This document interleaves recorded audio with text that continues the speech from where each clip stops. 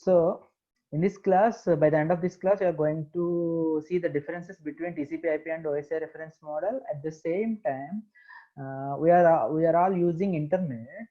We are going to see the history of internet. That means when exactly the internet was started. Okay, so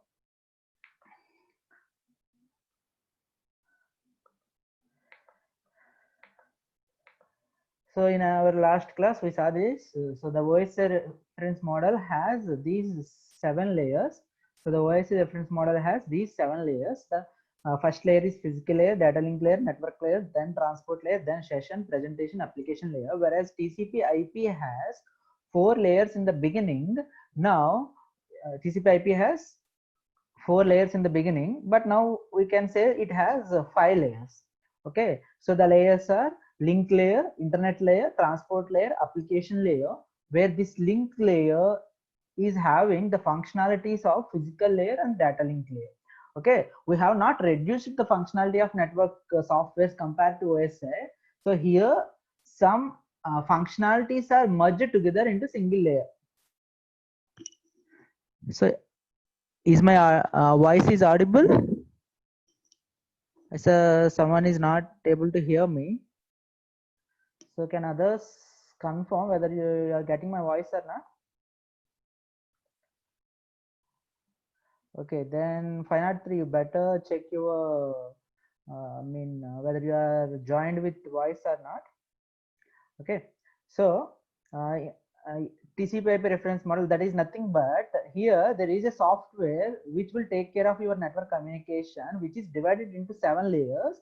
But in TCP/IP, your software is divided into only 4 layers, which later became 5 layers. Okay, so those 4 layers are link layer, internet layer, transport layer, and application layer.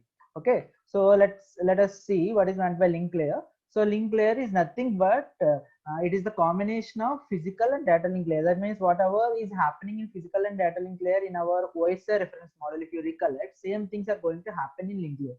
That means the link layer is going to take the responsibility of representing your bits into signals. Okay, modulation, demodulation, multiplexing, all the physical properties, as well as who can access the medium, when he can access the medium, if the medium is shared medium, so all, and whether the communication mode is simplex or off duplex or full duplex, all these things are going to be taken care by this link layer. And coming to the second layer, that is the internet layer.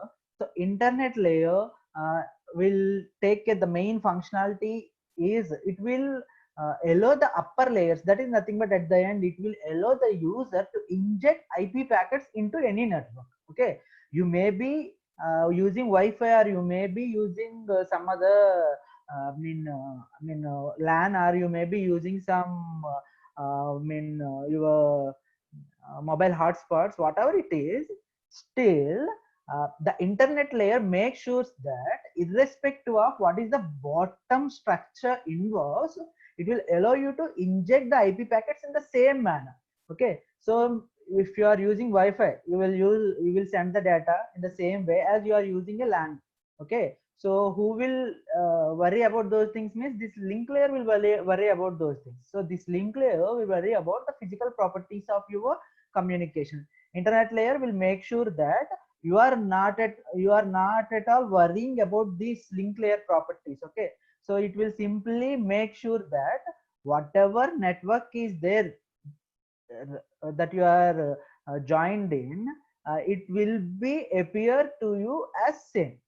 Okay, so now the internet layer uses 2 major protocols. There is one more protocol, IGMP, which is not needed for now. For in the first course objective point of view, you need to remember these 2 protocols. So internet layer has 2 protocols. One is IP, which is called as internet protocol. Another one is ICMP, which is called as internet control message protocol. Okay, so IP is for normal communication. ICMP is for network maintenance purpose. Okay, IP is for actual data transfer, and ICMP for all the other communications, you can say. Okay, so these are the 2 major protocols, and the main functionality of internet layer is routing.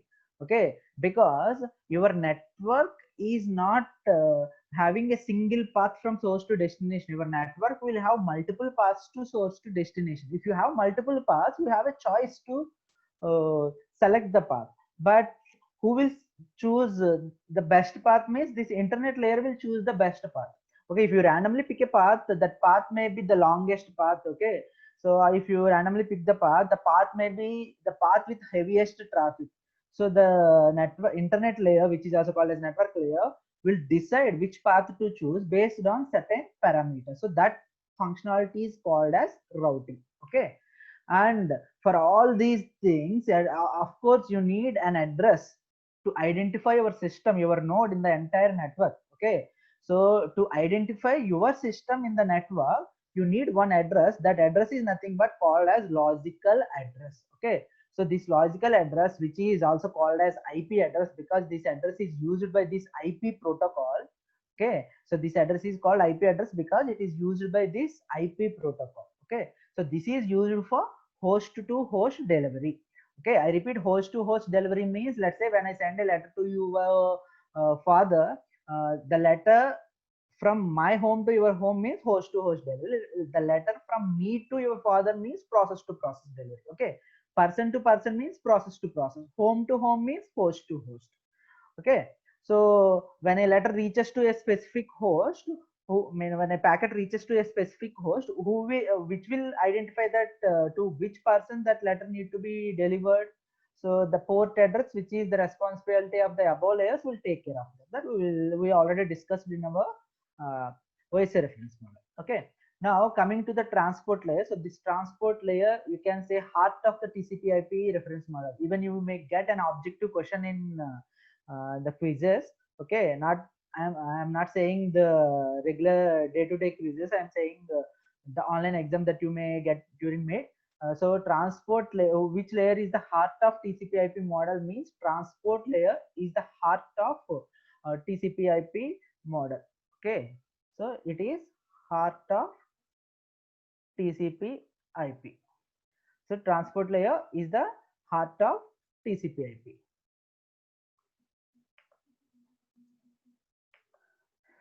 So this transport layer allows the above layer to choose two types of services. Okay, the transport layer will allow the above layers to choose two types of services.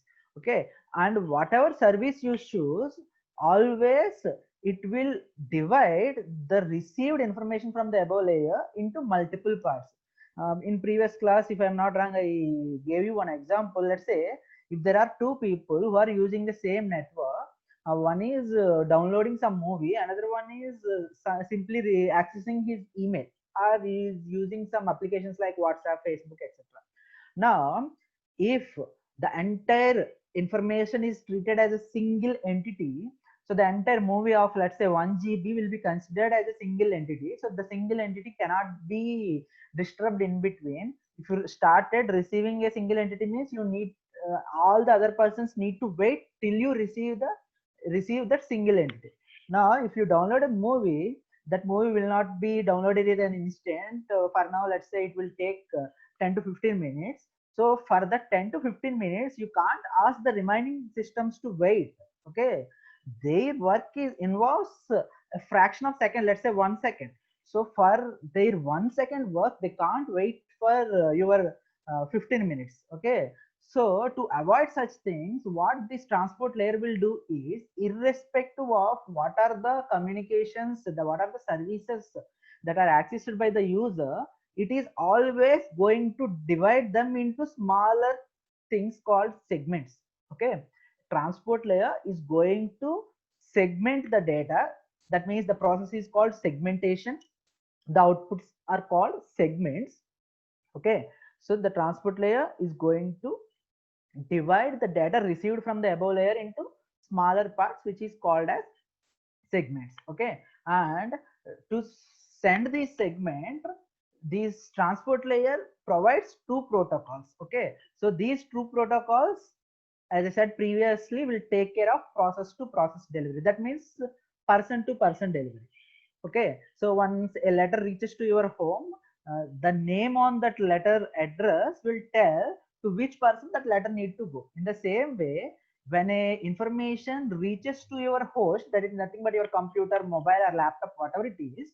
So this layer, transport layer, will decide to which process in your device this data must be delivered. So the process to process communication will be taken care by this transport layer. So to provide these services, the transport layer, as I said, using two protocols. One is TCP protocol, which you can say reliable connection oriented protocol. If you recollect, the OSI transport layer provides two services, that is connection oriented and connectionless. But here you have two services.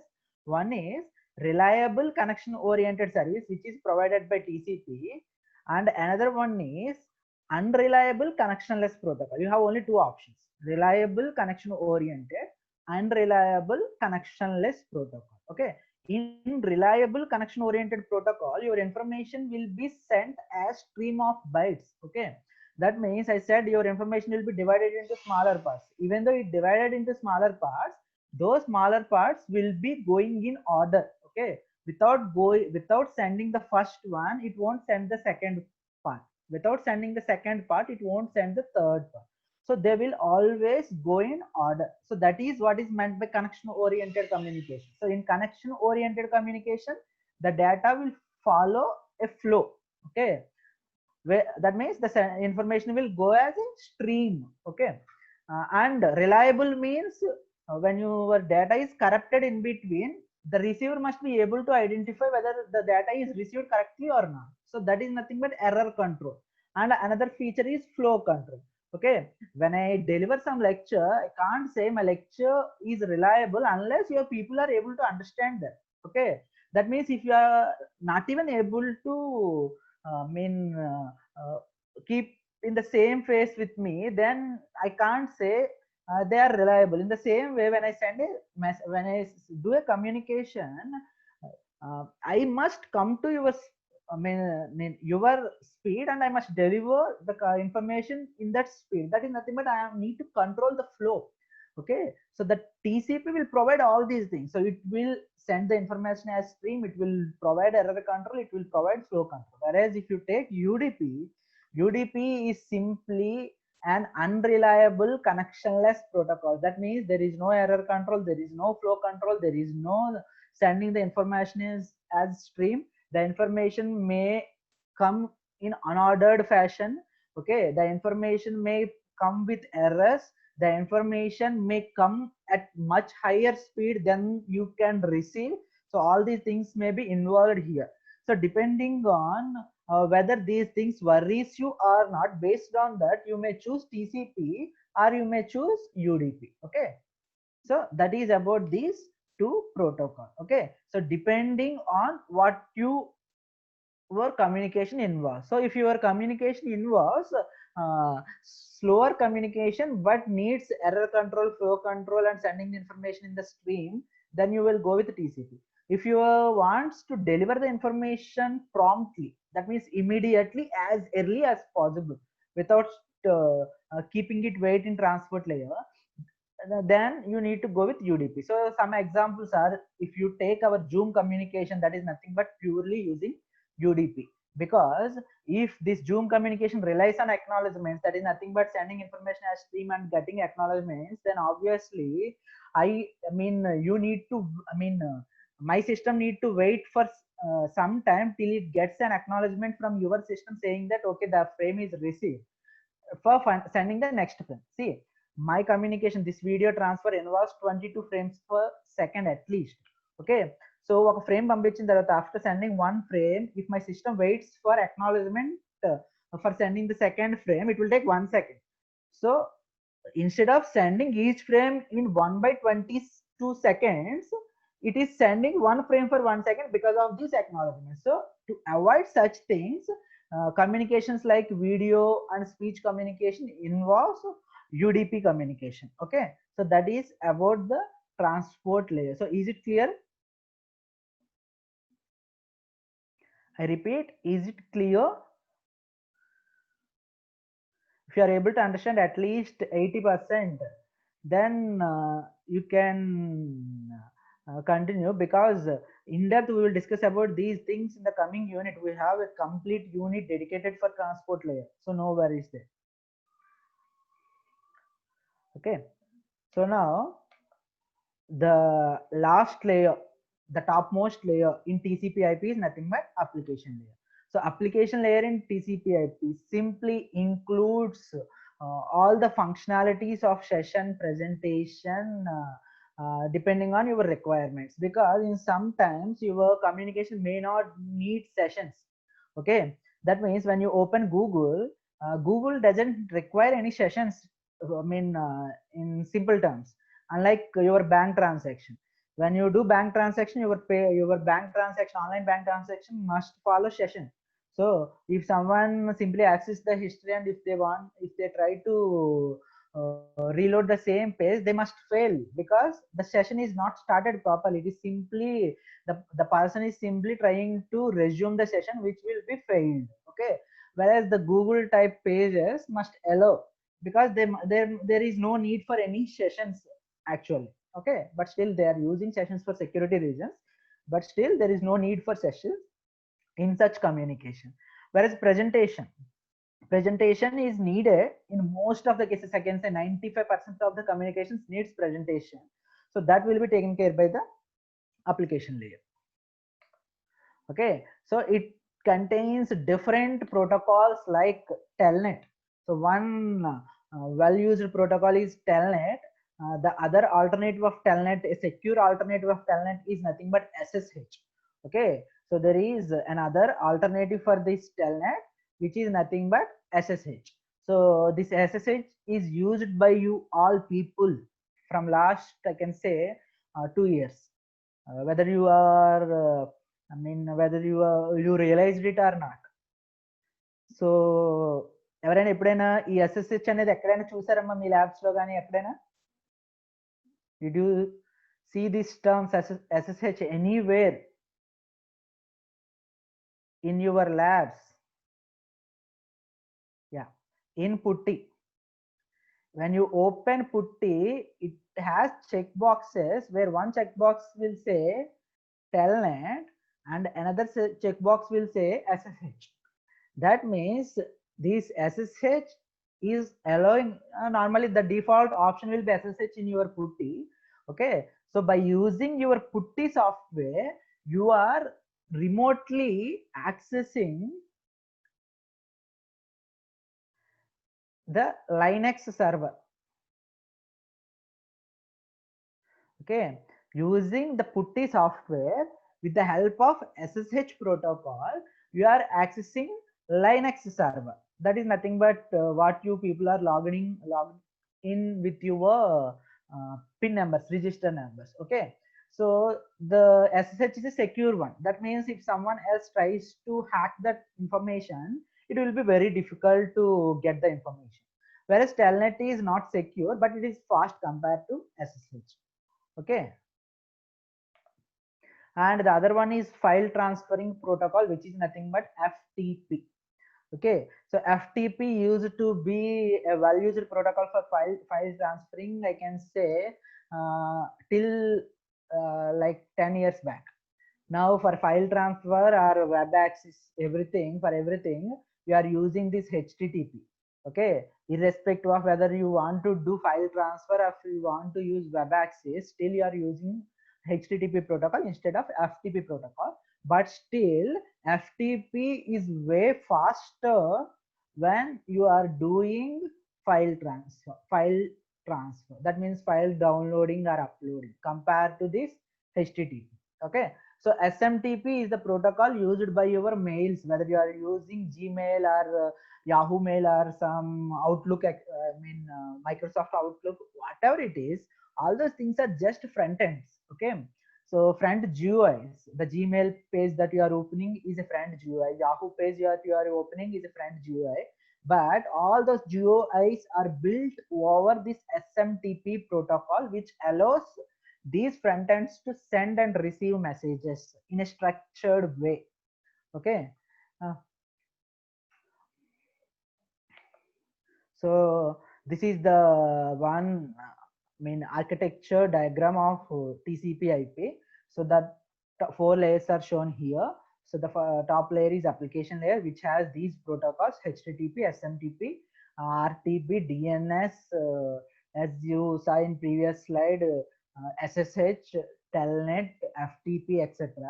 Transport layer has two protocol, TCP and UDP. Internet layer has two protocol, IP and ICMP. Link layer has these four protocols, not these four, there are so many other. The well-known protocols are these two. Okay, can anyone tell me what is meant by 802.11? What is meant by this? Yes, see, when you send a message, you better send it to everyone, not just to me. Otherwise I need to tell that again. Why not? So 802.11 represents wireless communication, Bluetooth, Wi-Fi 5, 6 versions, or you can say this infrared communication. Everything falls under 802.11 protocol. Previously, I said uh, as a user, you always think that irrespective of what is the bottom communication architecture involves, that means LAN or Bluetooth, okay, or fiber to home, fiber to the home, whatever it is, you will always access the internet in the same way. లేదు నేను wifi use చేస్తున్నా, నేను internet ఒకలాగా access చేయాలి, నేను LAN cable use చేస్తున్నా, నేను internet ఇంకొకలాగా access చేయాలి, లేదా నేను ఫైబర్ కేబుల్ యూస్ చేస్తున్నాను, నేను ఇంటర్నెట్ ఇంకో యూస్ చేయాలి అని చెప్పి ఎప్పుడు అనుకోం కదమ్మా. Always will follow the same process. So who will make sure that you are covered, you are not at all there is no need for you to worry about these things, means the above layers will take care of that. Okay, these above layers will make sure that you are not, there is no need for you to worry about these things. So this bottom layer will choose the protocols depending on the hardware. If you are using Wi-Fi, Bluetooth, then it will choose 802.11. Okay, so if you are using Wi-Fi or Bluetooth, then it will go with 802.11.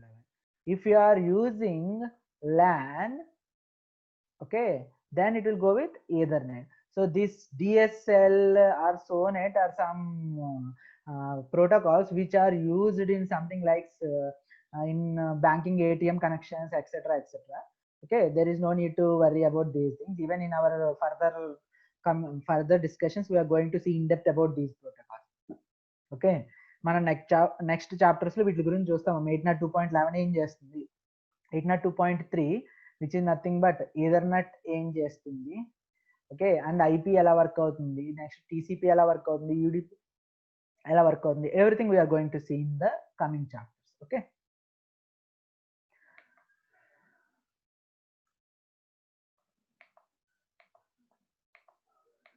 so in this slide we are going to see the similarities of OSI and TCP/IP, because it is a very important question. They may ask you to differentiate OSI and TCP/IP, or explain the similarities and the differences between OSI and TCP/IP.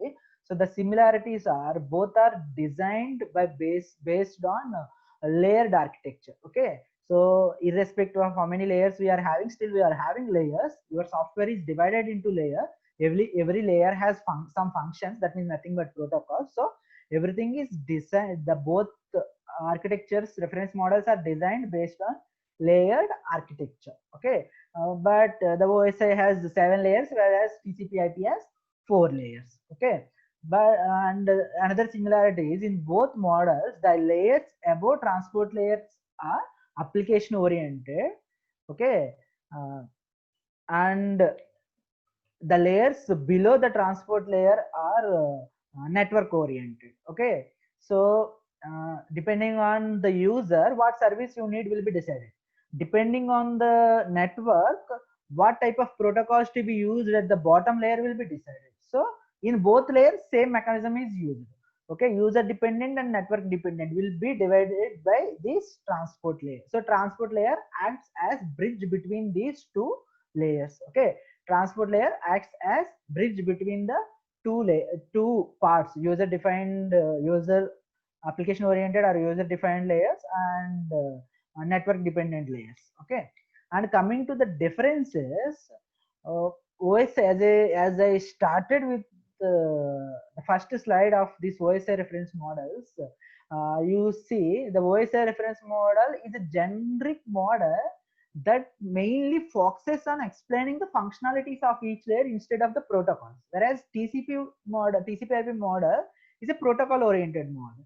Okay, we mostly concentrating on what protocols are there, how the protocols are working. Okay, you can say one is top down approach, another one is bottom up approach. Okay, OSI is top down approach. We will decide what is the top things. Okay, then depending on what are those top, the topmost things, you are going to work on the bottom things. Okay, whereas in TCP/IP, you will first create protocols and what are the functionalities of protocol. Then you will decide where to add this protocol. Then you are going to decide how this protocol is going to take the data from the above layer and how the protocol is going to deliver the data to the next layer. So TCP/IP is protocol oriented, whereas OSI is based upon functionalities of each layer. Okay, so OSI model distinguishes the three concepts, namely services, interfaces, and protocols. Okay, if you recollect the first diagram of OSI clearly gives you, clearly distinguishes what are the services in each layer. Okay, how those services will be provided to the above layer, that is nothing but interface, and what are the protocols that are in OSI we are not worrying about protocols. Okay, we are concentrating on what are the services and how those services are provided to the above layers, whereas in TCP/IP we are not concentrating about services and interfaces, we will be concentrating on protocols. So ఈ three base చేసుకుని ఈ OSI and TCP/IP you can clearly differentiate between these two. And OSI model gives you guidelines on how communication need to be done. Okay, whereas TCP/IP defines standards on which internet has developed. That means OSI లో ఒక oral గా చెప్పడం, ఈ work ఇలా చేయాలి అని చెప్పేసి oral గా చెప్పడం OSI చేసేది. ఈ వర్క్ ఇలా చేయడానికి మీరు ఇది యూజ్ చేస్తే ఇలా జరుగుతుంది అని చెప్పడం TCP/IP. Are you able to get the difference between OSI and TCP/IP of this particular point? Okay, so as I said, OSI will give you instructions on how to do the work. Okay, whereas TCP/IP will give you an instrument to do a work.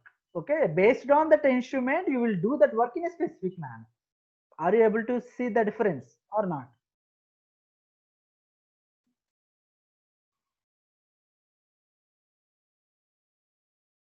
I need answer. Shall I repeat?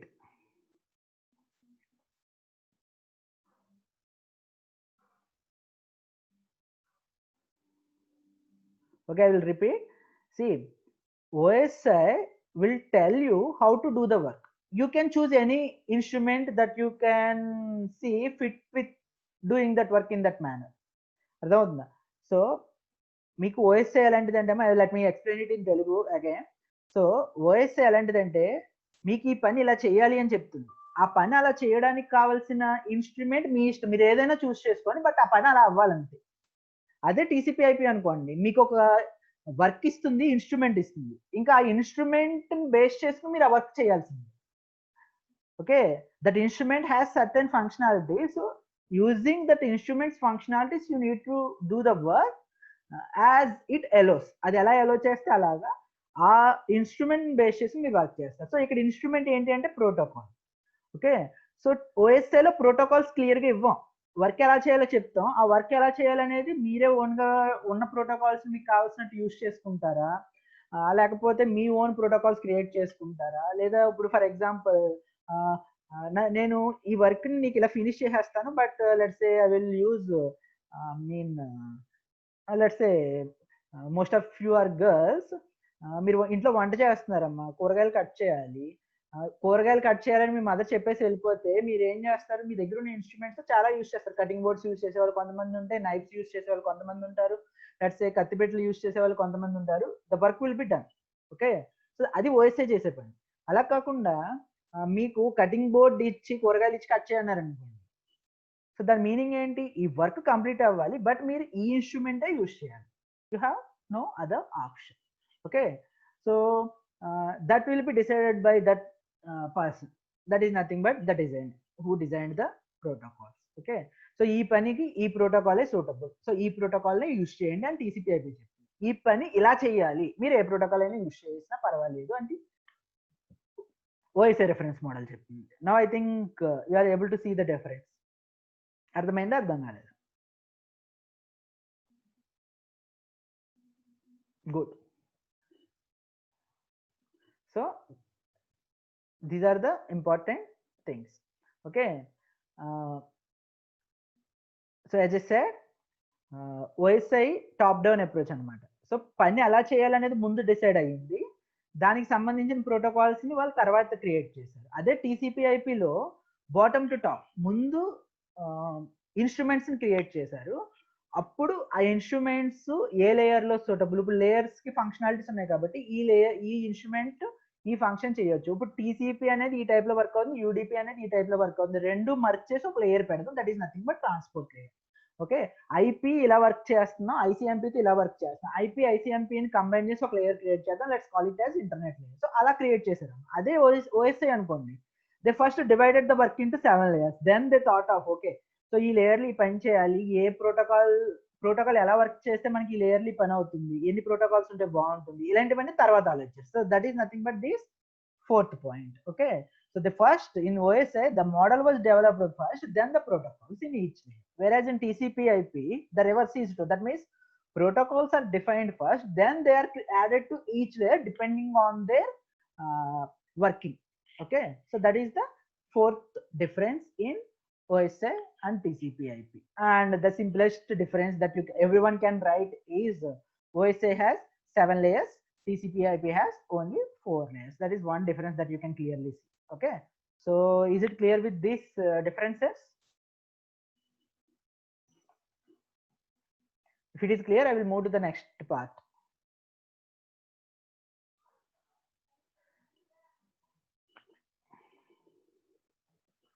I repeat, is it clear?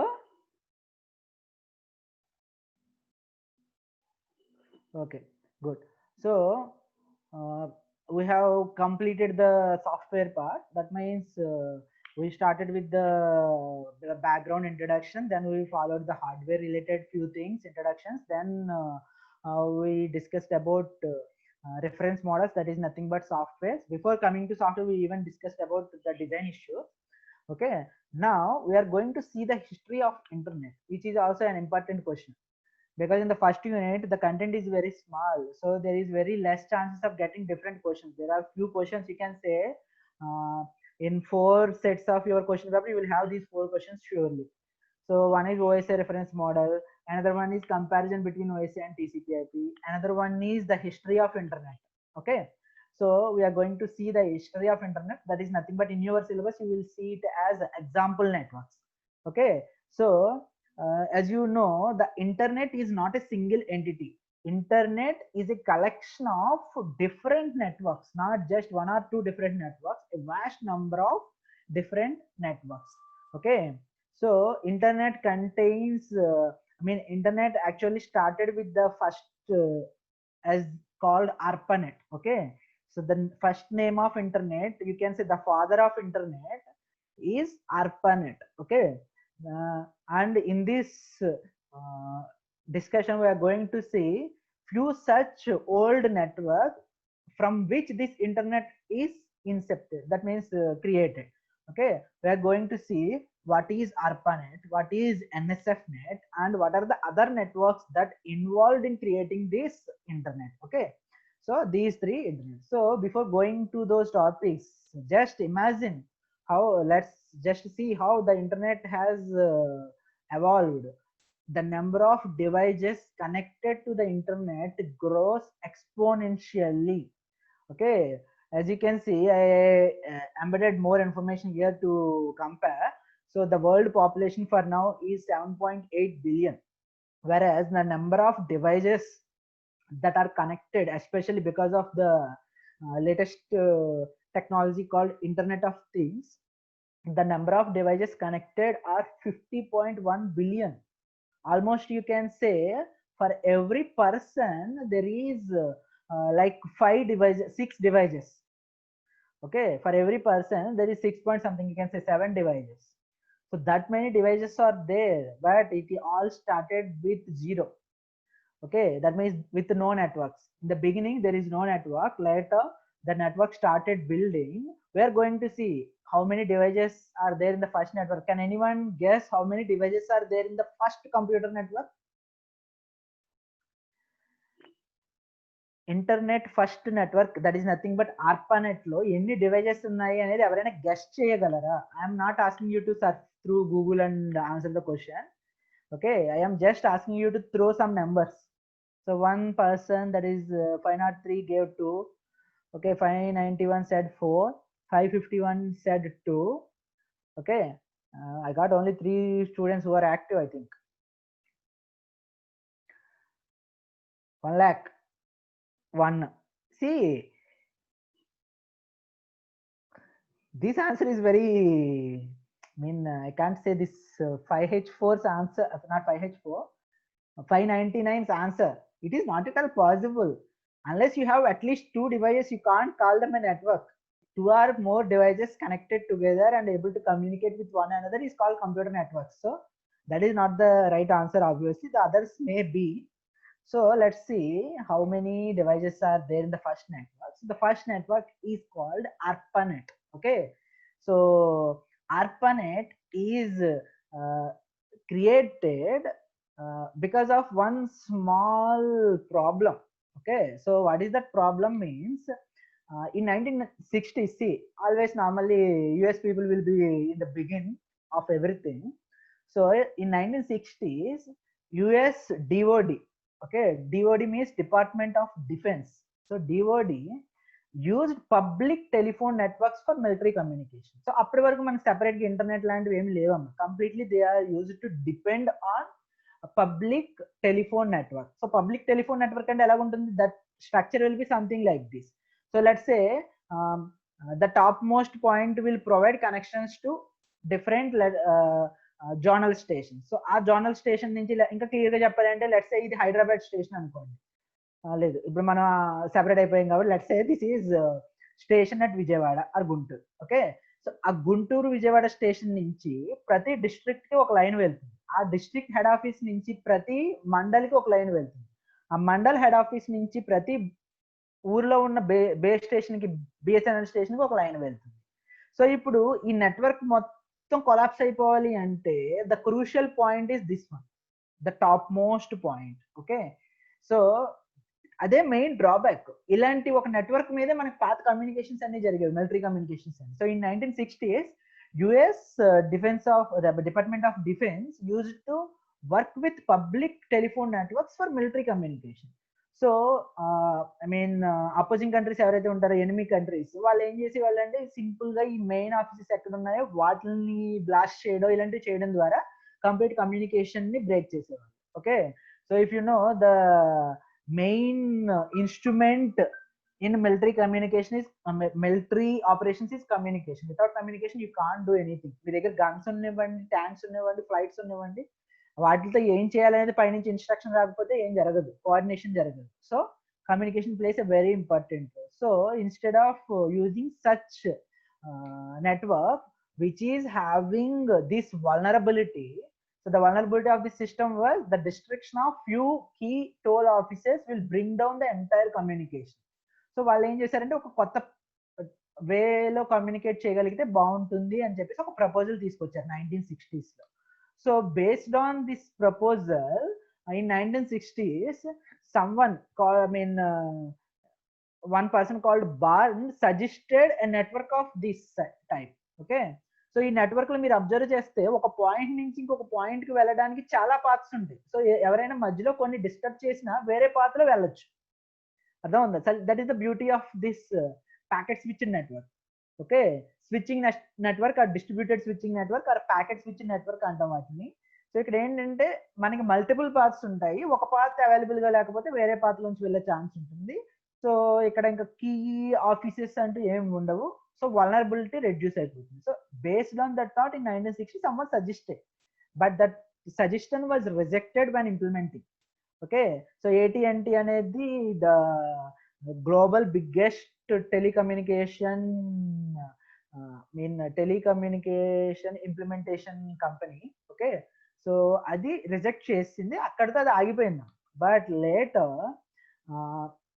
After few years in 1969 around, depending based on the proposal of ARPA. ARPA is nothing but Advanced Research Projects Agency. Remember these things, I am giving hints now itself. These questions are there in your quiz. Better to answer the questions properly. Okay, so ARPA, which stands for Advanced Research Project Agency, which is created by the president of US in 1969, and not even 1969, in 1964, and I think asked for a proposal of creating such network, which is called as packet switched network. Okay, so అది last లో ఇంకెప్పుడు build అయింది అంటే 1969 కి build అయింది first packet switched network. Okay, so this ARPA, which is later became Defense Advanced Research Project Agency, DARPA. Okay, where D stands for defense. Now this packet switched networks architecture is something like this, as you can see on the left side. So ఈ architecture ని design చేసిన వాళ్ళు ఎలా design చేశారు అంటే, so this diagram may be little bit difficult to understand. Let me easily explain it to you. So what the first person thought is, computer to computer communication అనేది కష్టం, ఎందుకంటే నేను ఒక కంపెనీ కంప్యూటర్ యూస్ చేస్తుంటే మీరు ఇంకో company computer use చేయొచ్చు. Okay, so these are నేను ఒక ఓఎస్ యూస్ చేస్తుంటే మీరు ఇంకో ఓఎస్ యూస్ చేస్తారు. So these computers can't communicate with one another directly, that means they are incompatible with one another. So ఇలా ఇన్కంపాటబుల్ గా ఉన్న వాటిని కమ్యూనికేట్ చేయడానికి చేయాలి అంటే రెండింటికి యూనిఫామ్ గా ఒకే టైప్ లో ట్రాన్స్లేట్ చేయగలిగే డివైజెస్ కావాలి. సో ఆ డివైజెస్ ఏంటి అంటే ఈ IMPs. IMP stands for interface message processors. So these are nothing but interfaces to process messages. So రెండు ఇన్కంపాటబుల్ హోస్ట్స్ కమ్యూనికేట్ చేయాలి అంటే ఈ మెసేజెస్ ని ఈ ఐఎంపీస్ ప్రాసెస్ చేసి ఒకే టైప్ లో కన్వర్ట్ చేసి పంపిస్తాయి. సో మీ హోస్ట్ ని బట్టి మీరు ఒక ఐఎంపీ క్రియేట్ చేసి మీకు ఒక ఐఎంపీ ఇస్తారు. సో ఆ ఐఎంపీని యూజ్ చేసి మీరు send చేస్తారు. As this IMP has multiple paths with one another, even the one path is destroyed, the other paths will be used for the communication. For example, e path destroy అయ్యింది అనుకోండి, this host will communicate with the other host through some other path. Okay, so that is nothing but the IMP. So as I said, for reliability purpose, that means when one link is disturbed, to provide another path, each IMP would be connected to at least two other IMPs. So ఇప్పుడు ఈ IMP దీనికి దీనికి దీనికి మూడిటి connect అయ్యింది, ఇది disconnect అయితే ఇలా వెళ్తుంది, ఇది కూడా డిస్కనెక్ట్ అయితే ఇలా వెళ్తుంది పార్ట్. అర్థం ఉందా? So that is what is meant by high reliability. Okay, so each network in the node consist of two things. One is IMP, another one is host. Host అంటే అప్లికేషన్ రన్ అయ్యేది, IMP అంటే application నుంచి వచ్చిన information ని కావలసినట్టుగా modify చేసి పంపించేది. ఇక్కడ మీకు మీరు ఐడెంటిఫై చేయగలిగితే ఒక పాయింట్ కనిపిస్తుంది. సో మనకిప్పుడు ఈ ఐఎంపీస్ అనేవి పార్ట్ ఆఫ్ అవర్ డివైజెస్. మీరు మొబైల్ యూజ్ చేస్తే ఐఎంపీ అనేది మీ మొబైల్లో ఉంటుందమ్మా. It is inbuilt. Even now they are not at all separable. Okay, so మీ ల్యాప్టాప్ యూజ్ చేసిన, మొబైల్ యూజ్ చేసిన, కంప్యూటర్ యూజ్ చేసిన, everything has this type of thing embedded inside that device. Okay, there is no need for any new device to provide this interface. Okay, so a host could send messages up to 8,000 bits, that is 8 kilobits. So 8 kilobits మీరు ఐఎంపీకి పంపించాలి. So ఈ IMP నెమ్మదిగా దాన్ని divide చేసి 1000 bits చొప్పున next ఐఎంపీకి pass చేస్తుంది. So this IMP will do the segmentation, this IMP will do the routing, this IMP will do everything. Okay, so that is how the communication used to be there in the first architecture. It is just an architecture, not an implementation. Based on this architecture, the first network created by combining 4 nodes.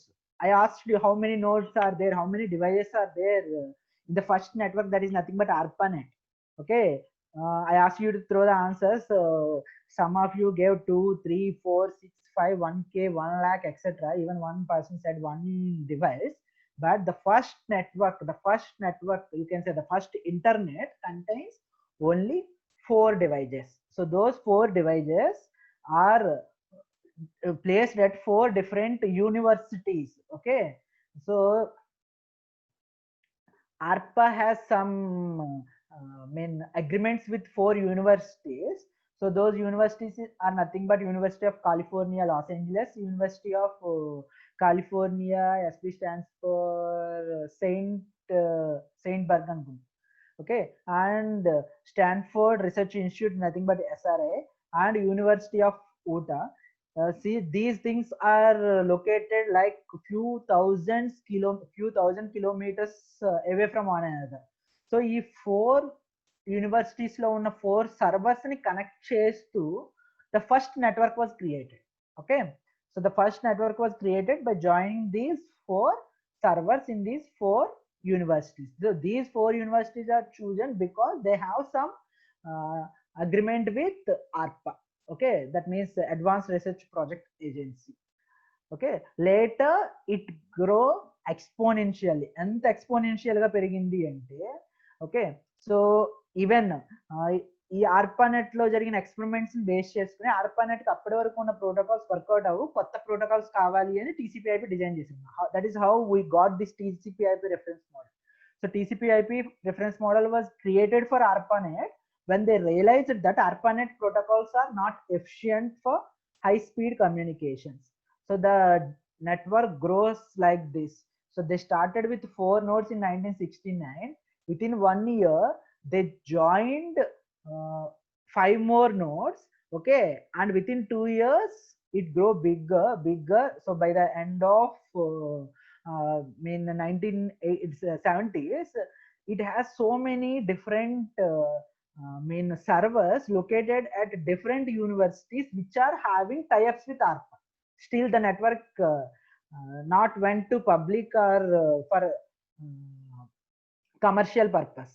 ఇప్పటి వరకు network మొత్తం ARPANET మొత్తం research purpose మాత్రమే use చేశారు, military purpose use చేశారు. Apart from that there is no other use. Okay, then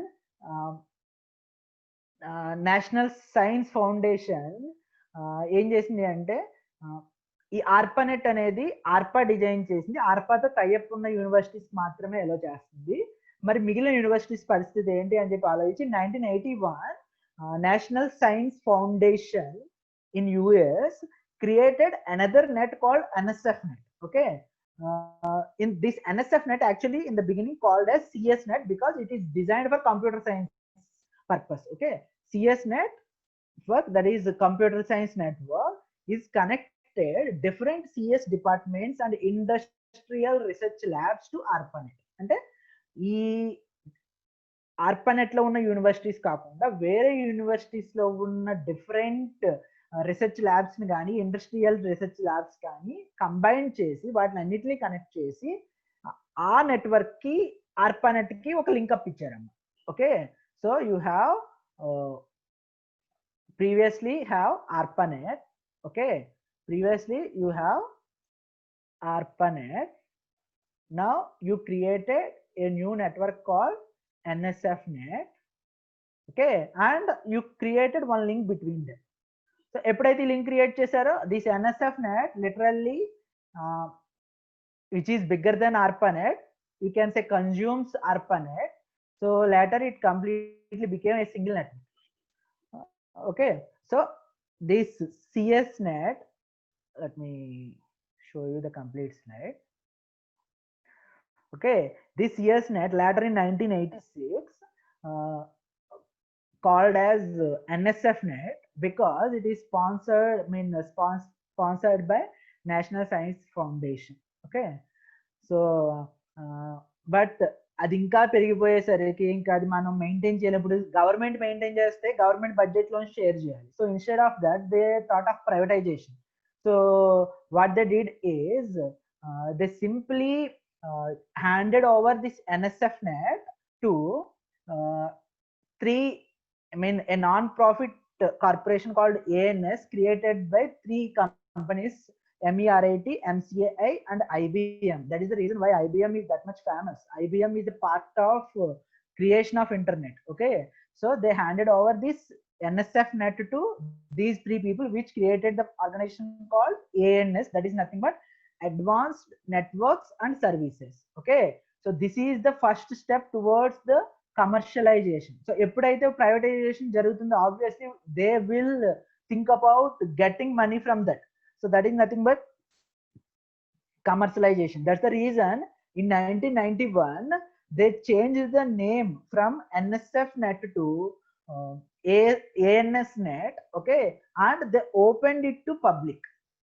Okay, that means they opened it to companies for email transfer purpose, they opened it to companies for other resource sharing purpose. So later the other networks, so when US starts building networks and when US is progressing based on that network, other countries will do the same thing. So later during 1990s other countries starts building their own research networks. So some of those networks are EuropaNet. So EuropaNet means it is Europe network. Okay, so it is created by Advanced Network Technology to Europe. Okay, so DANTE, delivery of advanced network technology to Europe.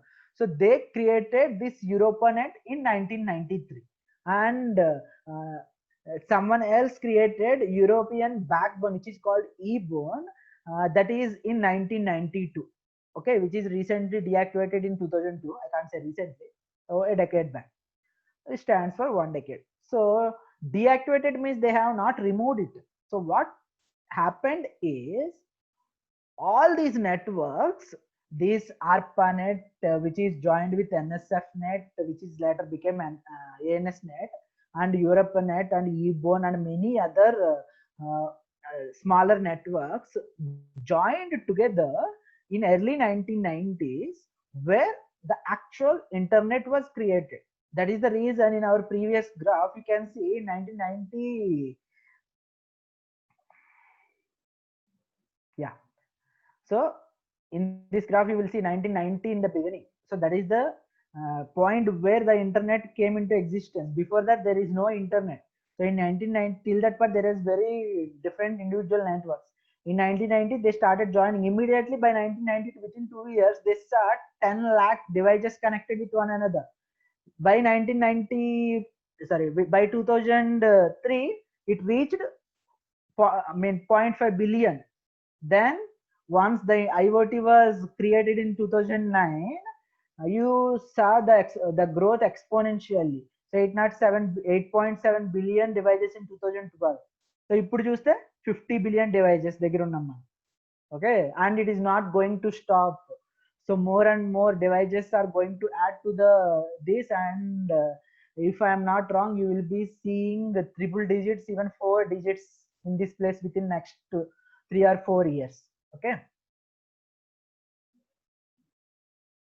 yeah. So the internet is created by linking all the commercial and enterprise networks that are there till that particular point in 1990s together. Okay, that is nothing but the modern internet. On the left and the right side you can see the modern internet's architecture structure. Okay, it involves multiple devices which are connected with one another through intermediate devices called switching routers. Okay, so these things still follows the same architecture called distributed packet switching structure. So ప్రతి device నుంచి ఇంకొక device కి multiple paths ఉంటాయమ్మా, ఏ path అయినా మీరు చూస్ చేసుకోవచ్చు. Okay, so it is a multi level architecture that. That means normal గా with in the country మీకు multi paths ఉంటాయి, కంట్రీ టు కంట్రీ వెళ్ళేసరికి సింగిల్ పాత్స్ ఉంటాయి. ఎందుకంటే for security reasons. Okay, because if every available path is used for country to country transfer, then the communications of the terrorists can't be tracked down. That's the reason every communication from the country to the outside world will be happening through specific set of links so that they can be monitored easily. That means I can say every communication from our country to the outside world, even by you or me, will be monitored by the government. Okay, so to access the internet, the simple things, let's discuss in internet. To access the internet, the first thing, without a computer, even your mobile is called as a computer, okay, portable computer. So without a computer you can't access the internet, and with the computer also you can't access the internet unless you can get the service from service provider. That means you will reach to your nearest service provider. Okay, so that service provider may be getting his service from someone else on top. ఇక్కడ మీరు observe చేస్తే last point, internet architecture is a multi level architecture. What is meant by multi level architecture? Okay, the entire India will be getting the internet, let's say, will be maintained by the government. So what the government will do is government will separate this and it will provide the network to the lower level people, which will provide the services to the lower level people. That is nothing but you can see, you will be hearing these terms, spectrum sales, 3G spectrum, 4G spectrum, and spectrum అంటే ఏం లేదమ్మా. Our India has 6 ports. What is meant by 6 ports? Are you whatever it is, I will come back to you later. Anyhow, okay, listen. So India, the government will have a single bunch of IP addresses with it. Okay, it has a big network which is nothing but, let's say, BSNL network. So BSNL network దగ్గర నుంచి మిగిలిన వాళ్ళు purchase చేసుకుంటారు. Even if you say Jio is depending on BSNL network, majority of the Jio network is nothing but BSNL network lease కి తీసుకుంటారు. So అలాగా ఒక high level service provider దగ్గర నుంచి లో లెవెల్ సర్వీస్ ప్రొవైడర్స్ వాళ్ళ దగ్గర నుంచి ఇంకా లో లెవెల్. సో ఎండింగ్ లో ఉన్న ఒక చిన్న సర్వీస్ ప్రొవైడర్ నుంచో లేకపోతే మిడిల్ లెవెల్ నుంచో లేదా టాప్ లెవెల్ నుంచో మీరు పర్చేస్ చేస్తారు మీ బడ్జెట్ ని బేస్ చేసుకుని. If you want internet in less budget with less speed, you will go with లో level service provider. If you want an internet with medium budget and with medium speed, you will go to a middle level service provider. If you want internet with high speed and high, I mean, you can spend more, you will directly go to the high level service provider. Okay, so to access the internet you need a computer and you need to get a connection from a service provider. And what the service provider will do is, the service provider will provide you one line called DSL, digital subscriber line, and a modem for that. Okay, without that modem you can't get the communication. See, most of you may be using BSNL landline. I mean, if you are having broadband in your home, means that is nothing but mostly 90% cases I can say it is BSNL. Okay, so in BSNL, to get a connection you will be using something called modem. Okay, so modem stands for modulation and demodulation. Okay, modulation lo mod, demodulation lo, I mean, modulation lo mod and demodulation lo DEM combined chesi they called it as modem. Okay, so why we need modulation and demodulation? Your BSNL modem will be connected with telephone cables. Okay, these telephone cables are created for voice communication, not for data communication. Voice communication means they are analog communication. Okay, so your internet communication, which is actually digital communication, must be converted into analog communication. So to do that you need this modulation, and the replies you will be getting as analog signal, you need to reconvert them back to digital signal. That is nothing but demodulator. That is the reason why we need that modems. Without those modems you won't be getting the signals. So modem stands for modulation, demodulation. So these modem will convert your digital communication from your computer into an analog communication. Okay,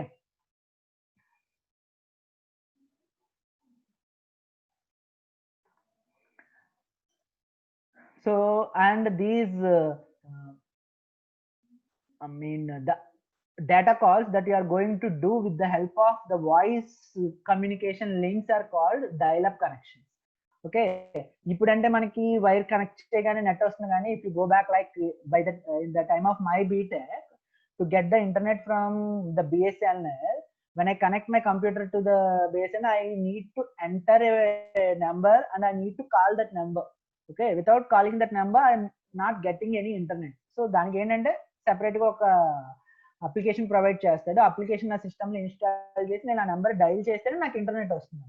so that's the reason why it called this word dial up. Okay,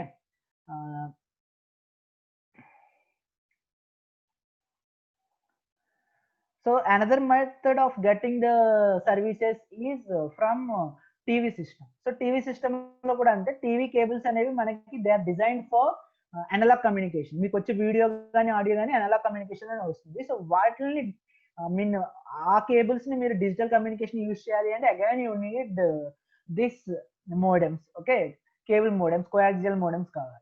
So whatever it is, still these methods are slower.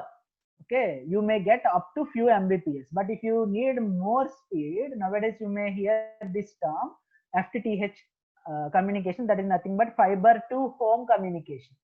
Okay, so fiber to home communication, you can say from almost like from last 5 to 6 years we are hearing this term, which will provide very high speed internet to your homes, because these dial-ups will not get you much speed. Okay, the modems will not get you much speed, whereas these FTTH will get you a speed of 10 to 100 mbps. Okay, so that is the history of internet. So to show you the glimpse of how big the internet, I added few more slides. As you can see here, what happens in a minute in the internet. Okay, so as you can see here, in every single minute in the internet, these many things are happening. It is just for representation. This is not any exact number. Okay, so approximate numbers, almost 1.3 million video viewers will be accessing YouTube. Okay, 2+ millions for searchings will be done using Google. Okay, 6 million people will be looking at their Facebook, and like 100,000 people will be accessing, doing tweets. Okay, and you can say, yeah, Amazon. So like $83,000 will be generated in every minute in Amazon. Okay, and 47,000 apps were downloaded for every minute. So there are so many things that are happening in 1 minute. Okay, but to provide this much, do you know how big the internet is? This is the current estimated internet size. Okay, so in this entire picture, this zoomed in version, this red dot represents your mobile or your laptop or your PC. So inta peddadamma internet, it's just for representation, again I am saying. So that is how much big the network is. So it contains so many devices connected together. It appears like some star format.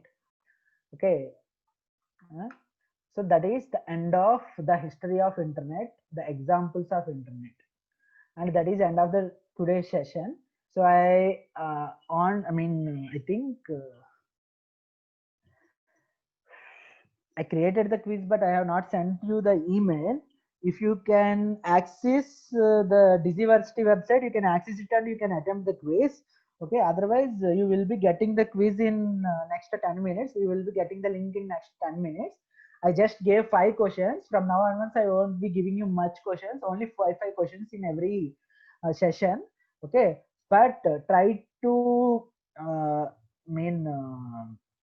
attempt that quiz without fail, because those will be considered, at least not for attendance for now. Okay, but we will be using them for as your as your assignment marks, maybe most of the cases. Okay, proposals are there, what to do with your quiz marks, but they will be considered at some point. So don't skip those assignments. So if you have no doubts, you can leave the session. Okay, if you have any doubts, you can stay.